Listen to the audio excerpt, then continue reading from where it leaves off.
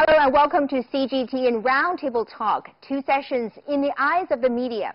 Joins me here is my colleague Nathan King from Washington, D.C., Lu Yun from Xinhua News Agency, and Anil Pandey from China News, China Radio International. Nathan, so what is your impression on today's press conference on our foreign minister? I thought what was very interesting was this full-throated defense of Chinese diplomacy around the world, and no real indication that China is going to pull back from any of its growing responsibilities, in fact embracing its growing global role, and very much not a sort of Washington consensus view of the world. You know, lots of talk about the growing relationship between Moscow and Beijing, Beijing's ability to talk to India and Pakistan at the same time. I thought that was very interesting. And the fact that Wang Yi also mentioned the DPRK, look, we've just seen a summit in Hanoi between US President Donald Trump and Kim Jong-un that didn't go that well. He mentioned that Kim Jong-un had met Xi Jinping 4 times this year. Yes, he mentioned that. Kind of very much involved in the process, not just through a Washington lens, and I thought that was very interesting. How about you, Louis?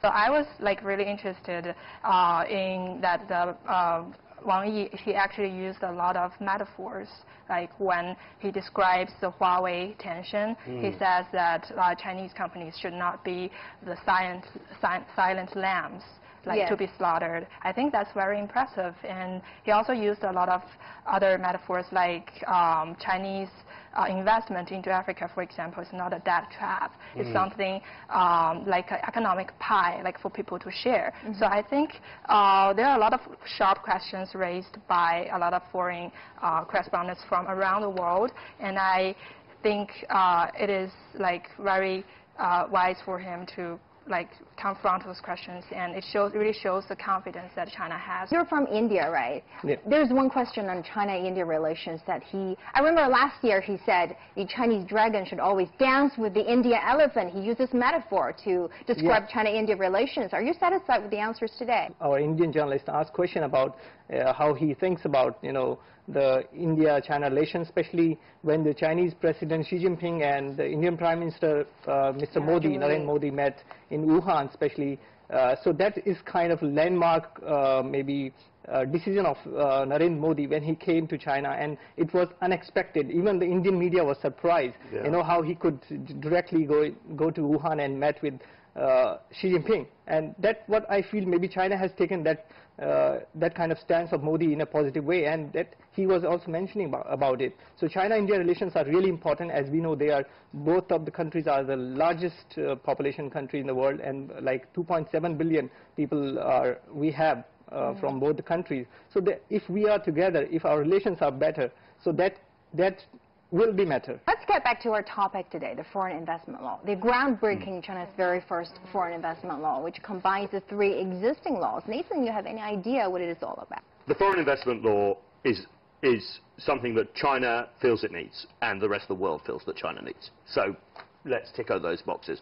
We're talking about protection of intellectual property. We're talking about no forced technology transfers, no forced joint partnerships, and allowing foreign businesses to be wholly owned foreign subsidiaries operating without basically any impediments compared to their domestic rivals. It's lifted some of the items that previously, on the negative list, that are previously banned. Right, and the negative list is a list of basically areas in the economy that are closed off. And it's getting shorter. And remember, this is all the background for this bilateral investment treaty that the US was meant to have with China, which fell by the wayside because it's not just China that wants to protect certain industries, but the US too. I mean, everyone has their negative list, right? Yeah.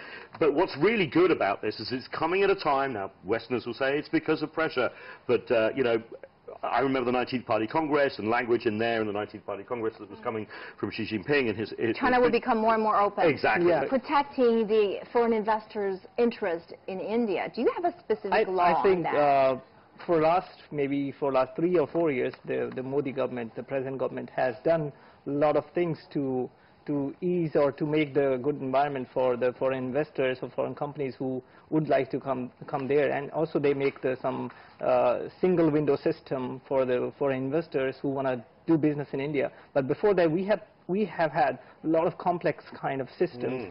All right, that's all for today. See you next time.